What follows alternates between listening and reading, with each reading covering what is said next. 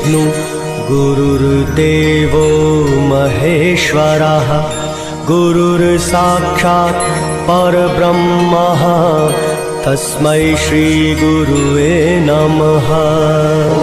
गुरुर्ब्रह्मा गुरुर्विष्णु गुरुर्देवो महेश्वरा गुरुर्साक्षात् परब्रह्म तस्मै श्री गुरुवे नमः।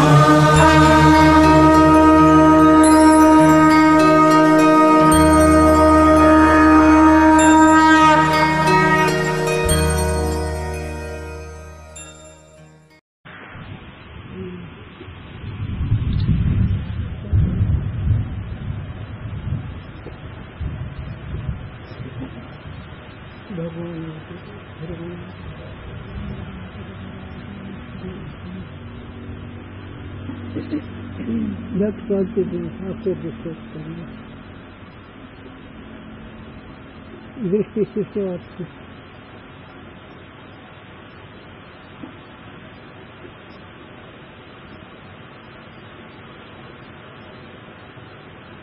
यद्यपि मधुसूदन स्वामी ने देश काल साक्षात अविद्या के कार्य कहे हैं, याते माया विशिष्ट परमात्मा से पहली माया के परिणाम देश काल होवे है।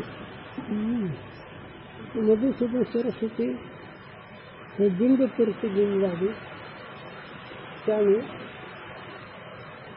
जगातांच्या करताना त्याने सांगितलं चर्चा सांगली ही देशकालाची उत्पत्ती सांगितली। देशकाल उत्पन्न होतात कारण पदार्थाला देशकाल असल्याचे पदार्थ राहील होतात म्हणून देशकाल मानला जातो। देशकालाची उत्पत्ती होते मायापासून देशकालाची उत्पत्ती होते। हा तिसते अनंतर आकाशादिकांची उत्पत्ती होवे है। त्याच्यानंतर देशकालाची उत्पत्ती झाल्यानंतर पंचमहाभूताची उत्पत्ती होते। याते योग्य देश कालते आकाशातील प्रपंच की उत्पत्ती संभव है। म्हणून योग्य देशकालामुळे असं आकाशाधिक पंचमहाभूताची उत्पत्ती त्याच पंचमहाभूताच्या उत्पत्तीमध्ये प्रपंचाची उत्पत्ती झाली। तथापि मधुसूदन स्वामी का यह अभिप्राय नहीं जो देश काल प्रथम होवे है और आकाशादिक उत्तर होवे है। त्यांचा तात्पर्य नाही म्हणून देशकाल प्रथम उत्पन्न होतात आणि नंतर पंचमहाभूत उत्पन्न होतं आकाशादिक। काहे ते अतीत काल में होवे तो प्रथम और पूर्व कहिए है। अतीत काल म्हणजे भूतकालामध्ये झालेले त्याला प्रथम म्हणायचं, नंतरच्या काळामध्ये होते त्याला भावी काल म्हणायचं। भविष्य काल में होवे तो उत्तर कहिए है। आता भविष्य काळामध्ये मागच्या काळाला उत्तर काळच म्हणायचं। जाकू पीछे कहे है त्याला मागा म्हणतात, पीछे म्हणतात। भूतकाळाचे नाव आहे ते आकाशादिकन की उत्पत्ति से प्रथम देश काल उपजे है। आकाशादिक होते देश कालाची उत्पत्ती होते। या कहने से या म्हणण्यामुळे आकाशादिकन की उत्पत्ति कालते पूर्व काल उपहित परमात्मा देश काल का अधिष्ठान है। देश काल उपहित पंचमहाभूताचे देश काल कारण ते देश काल उपहित चैतन्य है ना, ते परमात्मा तो या जगाचं कारण है। यह सिद्ध होवेगा याते देश काल की उत्पत्ति में पूर्व काल की अपेक्षा होवेगी। देश कालाची उत्पत्ती पूर्वी तो देश कालाची गरज है, मानावं लागेल। और काल की उत्पत्ति बिना पूर्व काल असिद्ध है। आणि जर देश कालाची उत्पत्ती म्हणजे त्यालाही पुन्हा देश काल मानावं लागेल। याते आकाशादिकन से पूर्व काल में देश कालादिक होवे है यह कहना बने नहीं। म्हणून आकाशादिक पंचमहाभूताच्या पहिले देश काल उत्पन्न होते हे जर म्हणलं तर त्या देशकालाची उत्पत्ती मानली तर पहिलं पुन्हा देशकालला काय मानलं पाहिजे, पण पहिला देशकाल तर नाही, म्हणून याची उत्पत्ती मानणं बरोबर नाही. पंचमहाभूत अधिक जगाचे पण देशकाल सिद्धीच नाही तर कशावर उत्पन्न होतं.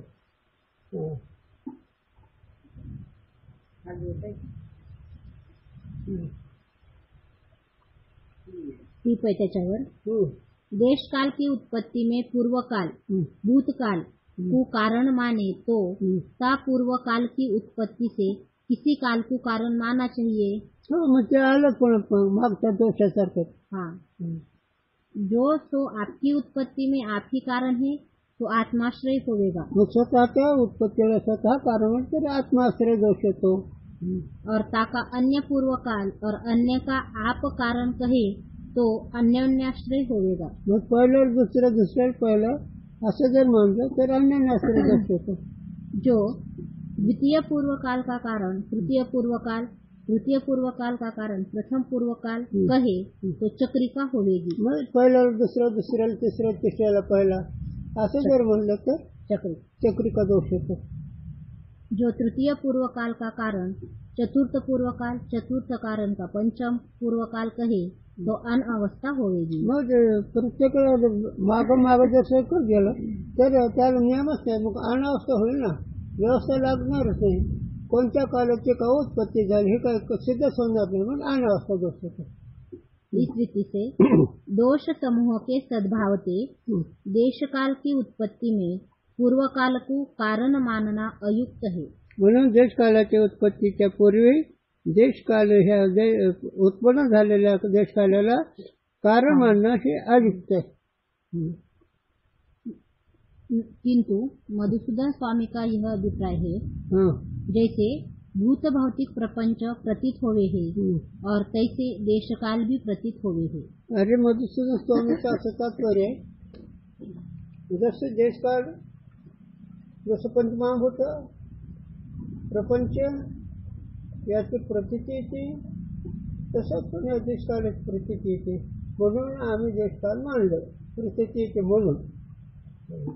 और आत्मा से भिन्न कोई नित्य है नहीं, याते देशकाल नित्य नहीं. म्हणून आत्मस्वरूपाहून वेगळं दुसरा पदार्थ नित्य नाही, म्हणून देशकाल सुद्धा नित्य नाही. और विना हुए की प्रतीति होवे नहीं. आणि झाल्यापासून उत्पन्न झाल्यापासून पदार्थ प्रतीती येईल कशी, म्हणून आम्ही त्याची उत्पत्ती मानली प्रतीतीचे म्हणून. याते आकाशादि कण की न्यायी देशकाल की भी उत्पत्ति होवे है. म्हणून जसे देशकाल पंचमहाभूताची उत्पत्ती होती तशी देशकालाची उत्पत्ती होती, कारण प्रत्यय येतो, पदार्थ प्रत्ययाला येतो, म्हणून आम्ही त्याची उत्पत्ती मानली. वास्तविक नाही तसं काही. सो देशकाल माया के परिणाम है. म्हणून देशकाल कसे परिणाम आहे, मायाचे उत्पत्ती झालेली नाही, म्हणून मायाने हे देशकाल मानायला लावले, मायाने देशकाल निर्माण केले. माया म्हणजे अज्ञान आणि माया म्हणजे अघटित करून दाखवणारी. माया हे पद अघटित घटना तेव्हा भाग विषय होऊन गेला, हे माया म्हणजे इंद्रजाल आहे. माया म्हणजे जादूवाली बाजू आहे, कारण ती नसलेले दाखवते आणि ते नसलेले दाखवून पुढे ते खरं म्हणायला होते, म्हणून हे मायापासून देशकालाधिक झालेले आहेत असं मानायचं. और चेतन के विवर्त है. आणि चैतन्य वेगळं, विवर्त पद केव्हा येत असतं, विवर्त म्हणजे वेगळं, चैतन्यहून कसं आहे वेगळं आहे. म्हणून वळी इथं माऊलीची तो ते शिवला नाही आणि वांग गर्भून झाली पाहिजे, तो त्याचे म्हणजे अधिष्ठान चैतन्याचा प्रकृतीचा अजिबात संबंध नाही, पण त्या प्रकृतीनं जग निर्माण केलं, मायाने निर्माण केलं हे जग. हे बाबा राहते थोडा. जो विवर्त होवे तो किसी का कारण होवे नहीं. आणि जे विवर्त असतं वेगळं असतं ते कोणाचं कारणच नाही. मग आत्मा सोडून सगळं पदार्थ वाटलेले ते सगळे व्यर्थ आहेत आणि व्यर्थ जास्त कोणाचं कार्य होत नसतं. त्यामुळे त्याला व्यवहार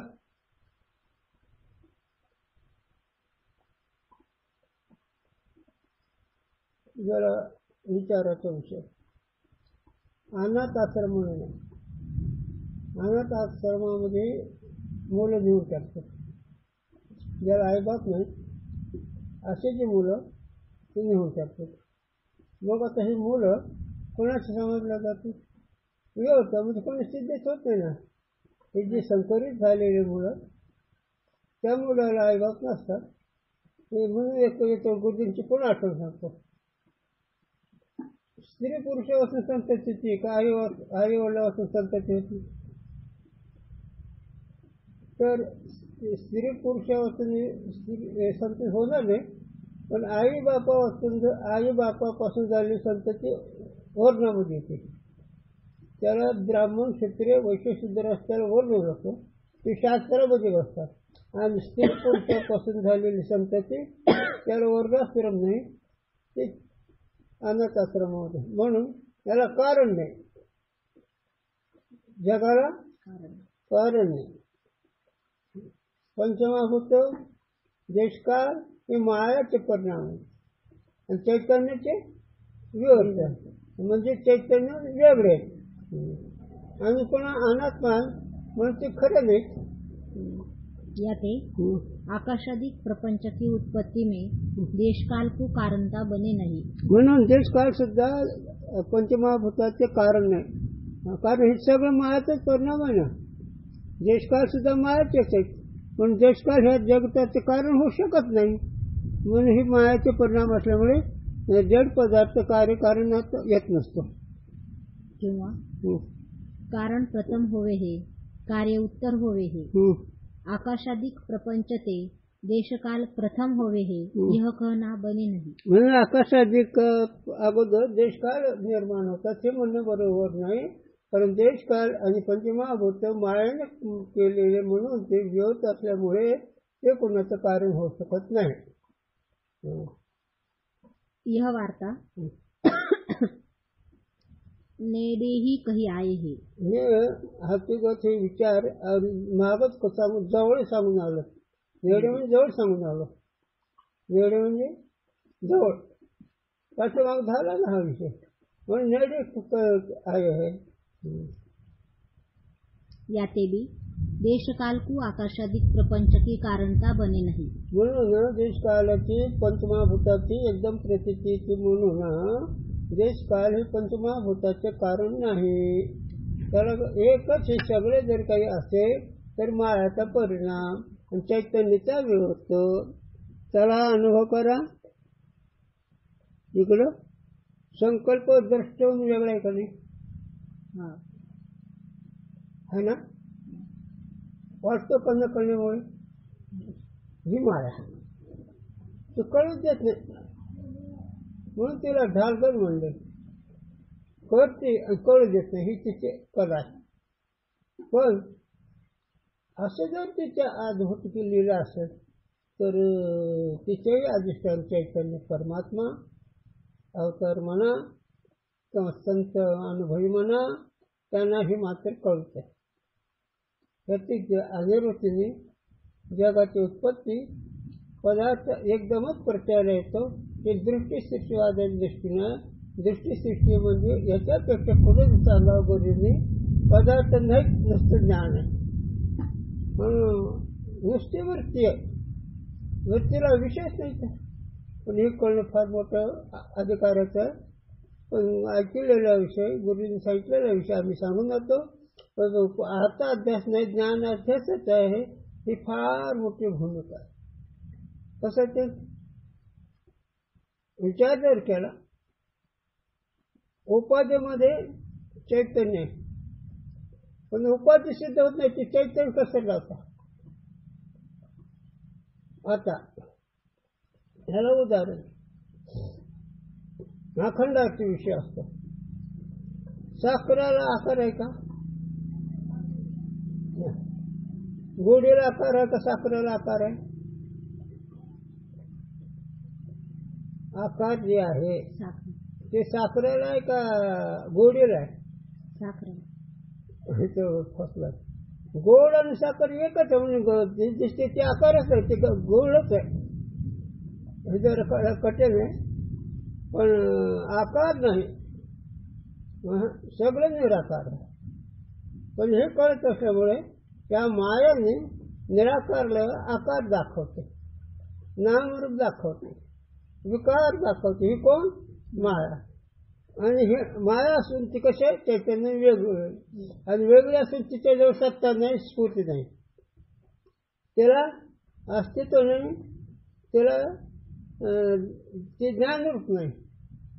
स्फूर्ती म्हणले की ज्ञान घ्यावं, सत्व नाही म्हणले की असत घ्यावं. सत्ता स्फूर्ती रहित, सत्ता स्फूर्ती रहित, सत्ता अस्तित्ववाचक पद आहे, स्फूर्ती ज्ञानवाचक पद. हे दोन्ही पद मायाला नाही. त्याला विचार करा म्हणजे कळेल. गुरुजींनी सांगावं. तुकोबाराचा अभंग आहे. सावलीला कोणतं अस्तित्व आहे? सावली जी तुझ्या शरीराची पडते त्याला अस्तित्व आहे का? त्यात ज्ञान आहे का? तुकोबारा तेच म्हणतात. माया तिचे ब्रह्म, ब्रह्म तिची माया, अंग आणि छाया द्यापर्यंत. माया तिचे ब्रह्म, ब्रह्म तिची माया, अंग आणि छाया द्यापर्यंत. म्हणजे जशी छाया आहे सावली, त्याला दत्त स्फूर्ती नाही, तशी मायाला सत्ता स्फूर्ती नाही.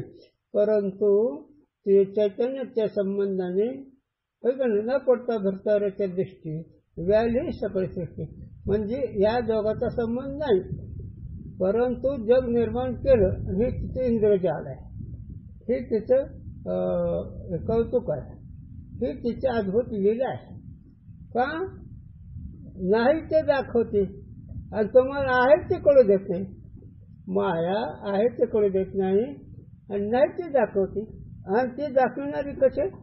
सत्ता स्फूर्ती सोडली, तिचं तर ते काही नाही. मग इथं सगळा थाट अधिष्ठानावर आहे. अधिष्ठानाच्या सत्तेने ही सगळे करते. सत्ता धन्याची की माया बाप. सत्ता जर असेल मायाला तर अधिष्ठान चैतन्याचे. विस्तार वाढला का विषयाचा? नहीं। किंतु स्वप्न के पिता पुत्र की न्यायी देशकाल सहित आकाशादिक प्रपंच माया विशिष्ट परमात्मा ते उत्पन्न होईल. किती गोड आहे. नजर आले पाहिजे. स्वप्नामध्ये जन्यजनक भाव, आई वडील आहेत, मुलं आहेत, तरी पण तिथं जन्यजनक भाव वाटतो. पण हे सगळे एकदमच उत्पन्न होतात म्हणून तिथं जन्यजनक भाव सुद्धा नाही. परंतु अविद्यानाच्या दोषांनी तिथं जन्यजनक भाव कार्यकारी भाव वाटतो. आणि हे दाखवते ती माया किंवा अविद्या. स्वप्नाचा विचार केला की ते मुक्त झाला. स्वप्नाचा विचार नाही करत. स्वप्न वाटतं काय? स्वप्न खरं वाटतं. खरं वाटतं म्हणून माणूस हसतो नाही तर रडतो. स्वप्न खोटं वाटलं तर हसणारे नाही, रडणार बी नाही. तसं जागतिक जागृती अविद्यारूपी झोपीचं कार्य स्वप्न आहे. परंतु ते अविद्या किंवा ती माया तुम्हाला स्वप्न वाटू देत नाही, कारण ती खरीच दाखवते. परंतु साधूंच्या विचाराने हे अनात्म पदार्थ सगळे कार्यकारण भाव विरोधीच आहेत, मिथ्या आहेत. पण ते जसं स्वप्नामध्ये आई वडील वाटतात, आई वडील हे कारण वाटतं मुलाचे, पण मुलगा आई वडील हे एकच दंपती तयार असतो, मग तिथे कार्यकारण भाव नाही.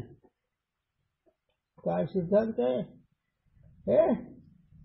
एवढा सिद्धांत आहे की जगाला कारण नाही, तुम्ही मानलेले कारण आहे, वास्तविक कारण आहे. पण म्हणून त्या भागवतामध्ये, नाथाच्या भागवतामध्ये जनकांनी कवीला म्हणजे मच्छिंद्रनाथाला विचारलं, माया हे काय, धर्म काय, अधर्म काय, असे नाथाच्या भागवतात प्रश्न आहेत.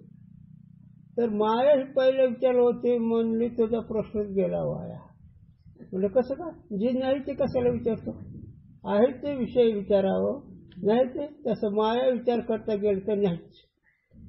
पण ते अधिकारी झाले होते नाही म्हणते तर तुम्हाला विषय वेळी मिठी दिली नटी ते तुझ्या कृपात दिसले विषय विषयरूपी सरपणी असं तुम्हाला बांधून टाकलं असं त्याचा विष झोंबलं तुम्हाला त्या विषामुळे तुम्हाला कळतच नाही काही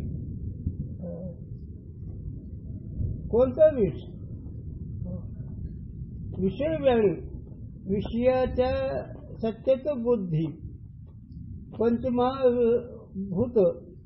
पंचमहाभूताचे 5 विषय ते तुम्हाला व्याळी नाम सर्पाने बांधून टाकलं कशावरनं विचार करा 5 विषय नको वाटतात का मग आहे कडे खरं आणि त्याच्यापासून खरं सुख आहे का आणि कुठं कळू देते ते पैशापासून सुख आहे का बायका पण सुख आहे का रसा पण सुख आहे का हे 5 विषयापासून सुख नाही पण ते माया त्याला सुखच वाटते तुम्हाला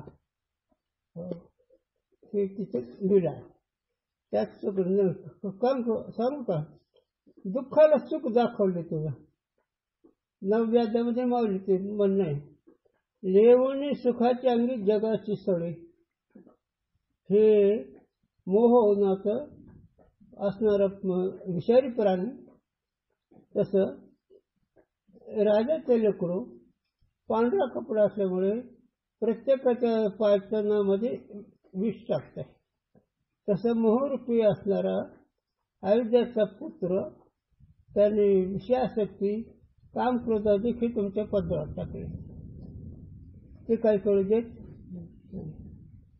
चला और कोई पदार्थ किसी देश में किसी काल में उपजे है अन्य देश में अन्य काल में नहीं उपजे है काही पदार्थ काही काळात उत्पन्न होतात काही पदार्थ काही काळात उत्पन्न होत नाही आता आंबे आहेत का नाही फळ आहेत का आता नाही त्याचा वेळ काळ वेगळा पण काही पदार्थ काही देशामध्ये उत्पन्न होतात आणि काही पदार्थ काही देशामध्ये उत्पन्न होत नाही पण तसं इथं नाही इथं देशकाल आता काळातच सगळे उत्पन्न होतात म्हणून ही अनिर्वचनीय आहे म्हणून ही मिथ्या आहे असं त्यांना सांगायचं इस रीति से सारे पदार्थ प्रलय काल में नहीं उपजे है म्हणून अशा रीतीने महाप्रलय होतो त्यावेळेस कोणताच पदार्थ उत्पन्न होत नाही कोणता पदार्थ म्हणजे लक्षाच्या उंची येवणी 4 खणी हे मायाचाच परिणाम आहे लक्षाच्या उंची येवणी आणि 4 खणी जारद अंडज उद्भिद आणि शोध म्हणजे घाम ही 4 खाणे त्याच्यापासून लक्षाच्या उंची येवणी प्राणी उत्पन्न होतात हे पण कोणत्या देशात तर कोणत्या काळात होतात काही देशात होतात तर काही देशात नाही होत काही आंबे काही फळं काही वनस्पत्या काही देशात आहे काही देशात काही नाही पण हे वास्तव व्यवहार सत्तेमध्ये परंतु अनिवृत्तीने प्रातिभासिक सत्तेमध्ये एकदमच उत्पन्न होत असल्यामुळे त्याच्यामध्ये कार्यकारण भाव नाही त्याचा देश काळ नाही समजायला आला का विषय हा चला सृष्टि काल में उपजे है सृष्टि काल में उपजे आणि काही पदार्थ महाप्रलयामध्ये लीन झालेले पदार्थ पण ते पदार्थ जग निर्माण झाल्यावर त्या पदार्थाची उत्पत्ती होते याते देशकाल को कारणता प्रतीत भी होवे है तो भी जा मायाते देशकाल सहित प्रपंच की उत्पत्ति होवे है ता मायाते ही देशकाल में कारणता और अन्य प्रपंच में कार्यता प्रतीत होवे है कशाने मायाने देशकाल कारणता पदार्थ कार्य ही ती दाखवते चला झोपेमुळे स्वप्न खरं वाटतं झोपेमुळे देशकाल पदार्थ खरं वाटतं हे झोप नाम अविद्याने दाखवते वास्तविक विचार जर केला तर पदार्थांना एकदमच आहे देशकाल बी एकच काळात उत्पन्न होता त्याला आता दृष्टांत देऊन गेले तो म्हणजे दृष्टांत असा गेला की आई बाप आणि मुलं स्वप्नामध्ये कार्यकारण भाव दाखवते ते अविद्या परंतु विचार दृष्टी जर पाहिले तर एकदमच प्रत्यय आकाशादी प्रपंच के देशकाल कारण नाही म्हणून आकाशात एक प्रपंच असणारा त्याचं देशकाळ कारण नाही. काय अरे लय वेगळं आहे. शब्द ज्ञान सांगायला लागलो आम्ही, विचाराने फार वेगळं आहे. हे सगळं ऐकताना कळतं, पण बैठक मनाची पहिलीच असते. आणि जर मनाची बैठक बदल तरच हे लाभ आहे. नेहमी माऊलीचा अभंग मी म्हणतो, पण कुठे लक्ष येत आहे. काय म्हणते माऊली? ज्ञानदेव म्हणते पाहता आणि स्वप्ने चिले कुणाचे गणगोतून कुणाचे मायबाप. माऊलीचं म्हणणं खरं की तुमचा अनुभव खरा आहे? माऊलीचं म्हणणं खरं आहे. आमचा अनाधिकारी आम्ही आहे तो म्हणून ते कळत नाही, पण आमचा अनुभव अनात्म्याला आत्मा समजतो. अनात्म्याला आत्मा समजतो. कसं ते असं देव हे तुमच्या आज्ञेनेच कार्य कर. देव हे वेगळं वाटतं तुम्हाला. विष्णू, शंकर, ब्रह्मदेव, सरस्वती, सूर्य खरे आहेत का खोटे? त्या दिशेने नाही म्हणायला, पण हे सगळं आज्ञेनेच कार्य आहे. काय साधन ते म्हणून एकच विचार आमना गुरुजी सांगू, प्रपंचिक बुद्धीचा विषय परमार्थ नाही, व्यावहारिक शहाणपणाचा परमार्थ नाही. किंवा त्यांच्याच भाषा समजा, ज्या अकलीचा प्रपंच त्या अकलीचा विषय हा नाही. मग शास्त्री, पंडित, विद्वान, कर्मठ, उपासक हे सगळे व्यावहारिक चतुष्ट जगातले आहेत. आणि आमच्या जग नाही झालं. याला अनुभव करून आम्ही गुरुजींना आम्हाला अनुभव सांगा. झोपीमध्ये काय आहे नीट चांगल्यावर का हलावरती बोलू का? झोपीत काय? झोपेमुळे स्वप्न आहे का नाही? स्वप्नात काय नाही आहे का नाही? स्वप्नात काहीच नाही, पण अविद्या दाखवते की नाही सगळं. स्वप्न म्हणायला सुद्धा वेळ इतका सुद्धा नाही, ती नाही स्वप्न, पण ती माया दीर्घकाळाची प्रतिचांची पदार्थाला सत्यता दाखवते. मी माझेपणाला विस्तार करते. हो कसे ह्या ध्याशी म्हणे मी स्त्रीपुत्र सुंदर म्हणे माझे, तर हे काळाचे खाते अशा निर्णय केला. अरे काळ खाल्ले, काळ जपतसे महासोहिताचा घोरवा. पण ही माया कुठं सुधरू देते? कार्यकारण भाग दाखवते, जगसत्य तो दाखवते, मी माझं मनाला लावते. या ध्याशी म्हणे मी स्त्रीपुत्र सुंदर धन म्हणे माझे, ते कोण म्हणायला लावते? माया. हा मग झोपेत काही आहे का? पण झोपेत ते काही नसतं, कसं दाखवते तसं माया वस्तू नाही. पण मायाने त्रिभुवन दाखवलं, त्या त्रिभुवनामध्ये देव खरेपणा दाखवला. विष्णू खरं आहे, शंकर खरं आहे, इंद्र खरं आहे, हे सगळं खरं दाखवलं. आणि हे मायाचा परिणाम. आणि मायाचा परिणाम म्हणजे वस्तू म्हणायला सुद्धा नसते, एवढा त्याचा विषय म्हणून नाही झाला.